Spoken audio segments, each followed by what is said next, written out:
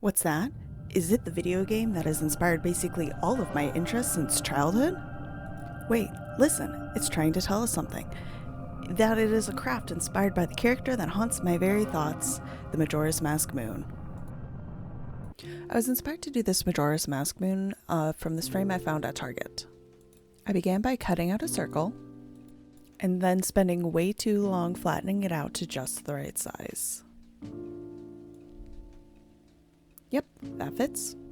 I then used a tool to make an even better circle before using a toothpick to map out the face, and then began cutting out where I needed to cut. Goodbye mouth, and bye-bye eye. Perfect, not creepy at all, looks great. I then cut out a black base and attached it to the white layer with some clay glue. I know it looks a little bit messy, but trust me, it dries clear, it'll all be just fine. Now let's make some eyes by punching out some small circles, and let's see how it looks in there. Nope, no good, that looks terrible. Let's try again with some even smaller circles, and this time we're looking good. But I did decide that the eye holes are terribly uneven, so let's fix that up.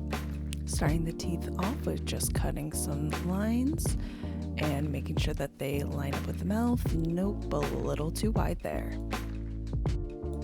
I then went ahead and cut a bunch of smaller lines to make a bunch of small tiny teeth and shaped them up to be a little bit more round. I then again attach them with some liquid clay, which is great because it does not dry until it's been baked. That way I can play around with it and make sure that they're in the exact position that I need them to be. This is also sped up to like 10 times speed at this point, but I won't make you watch it all. Time to texture with some balled up aluminum. Let's go ahead and add some more facial features. So let's move on to the nose by first going ahead and making a teardrop shape. And then we can cut out some circles to add some nostrils. Shape it up so it looks a little bit better. And make sure that you do not forget to add those big old nostrils with a toothpick. Finally, we get to move on to my favorite part of the sculpt, which is doing all the little tiny craters. I went probably a little overboard with this, but I just put them wherever there was space and wherever it made me feel happy. I then went in with the end of my tool so that I can make the craters nice and deep so that they show up better when I painted them. And here we are, all done. And fresh from a little bake, we are all ready to be painted. To start out, I didn't have a really good gray, so I took some lavender, added some white, and then way too much black. So then I spent the rest of the time trying to even it out with even more white till I got a good shade. Also, I'm going to point out here that I know it's kind of weird to mix paint on cardboard, but it's what I had because I have a bunch of cats who eat cat food, so yeah, that's what we're going with. But yeah, for this part, I'm just laying down the gray base everywhere, and I'll go back later with different shade. I then went ahead and painted the teeth a little bit more white because I wasn't happy with just how the white clay looked there. Time to start the eyes. I just went over everything with yellow to give myself a good base. Then when the eyes were drying, I decided to go ahead and fix up any of the parts that I missed. I really need to get good brushes so it's easier to get these little spots. I also went ahead and took this time to fill in the craters with a little bit of shadow.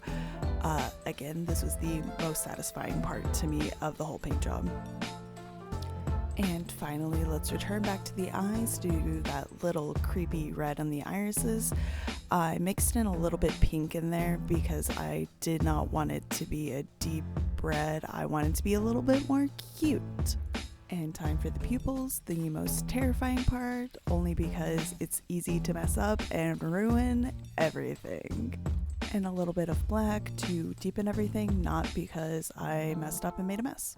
Next up is something I've never tried before, and you can tell because I'm so hesitant, but I decided to dry brush it. And I did an okay job going in with a little bit of a lighter gray, but I kind of used the wrong brush for the task, and I should have trusted myself more and actually done more dry brushing to the different textures. Finally, we again want a cute little moon, so we need to add some little sparkles to the eyes and some hearts there. And here's where I apologize for the quality of the video that makes it hard to see those hearts. Time for the most important part of attaching the moon. I just went ahead and used some super glue, which ended up not being the best option because when I went to attach it, I couldn't move it, so it's not perfectly straight. But here I am holding it, and I think it turned out very cute. And here it is all done with some of the other crafts I have made. I'm going to try posting videos every other week, so please go ahead and give me a follow.